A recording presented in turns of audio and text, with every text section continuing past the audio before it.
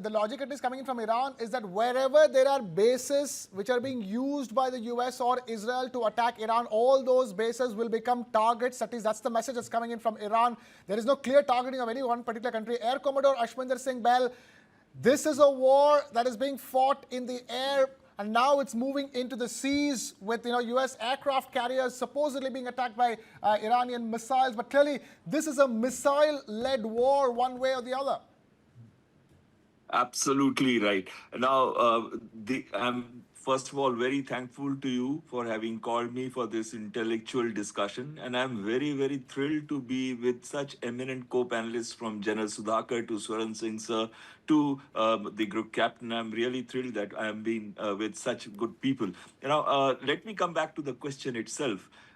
When the comparisons were made by the general, I will say this, that the two strengths of Iran is one, their ballistic and cruise missiles, and the second is their drones. And the ballistic missiles has some capabilities which includes hypersonic speeds from anywhere from 5 Mach to 18 Mach, which means that many times the speed of sound, and also certain missiles that can maneuver or have multiple warheads, which when fired from, they can target 4 to 6 different targets, and even if you are able to intercept 1 or 2 warheads, but the rest may go through. So the survivability of these missiles, which are either hypersonic, maneuverable, or are fourth generation, so there is a significant number of such missiles also, such as Fatah, Khurram, Shaher 4, Sejil, Saimorg.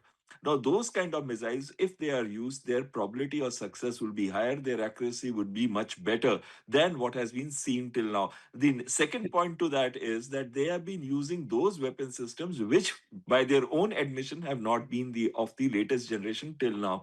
Third thing is that they have expanded the war as they had promised, that in case America attacks, then we are going to make it into a regional war. So they have expanded the war to attack the military bases, whether it's air bases or naval ports, or maybe some other targets which are in the civilian area, and they have ensured that the war has expanded. Now, this has resulted in the Suez Canal right now being not able to be used by the civilian ships movement, as well as you have a problem with the aviation routes. There are two primary transit points. One is Abu Dhabi and the second is Dubai. I've gone through both of them.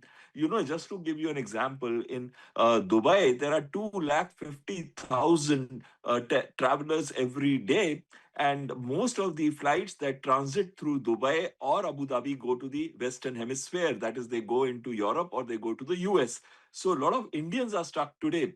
There are 1 crore Indians working in this whole area, that is in Middle East, and it is the second largest source of our remittances, besides the oil prices that are going to see a significant jump because of this war. So this is expansion is for two reasons. One, that they're primarily because their supreme leader has been killed, and there has to be a major action scene, which their own countrymen who put on the red flag today on the mosque want, that there should be a proper revenge.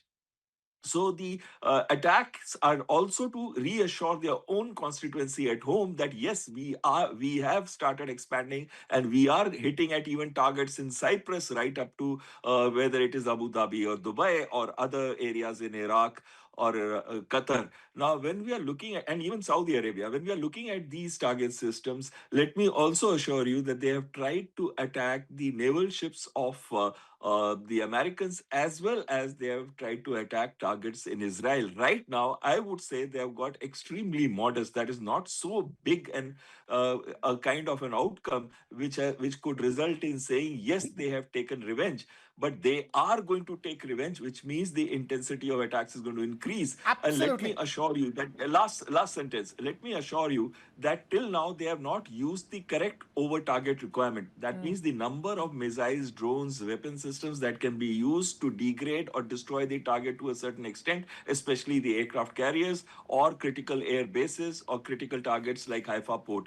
Now, if they use the correct over target requirement, which they have the capability, even America could suffer a damage in a Yeah. manner that it would become embarrassing for Trump at back home.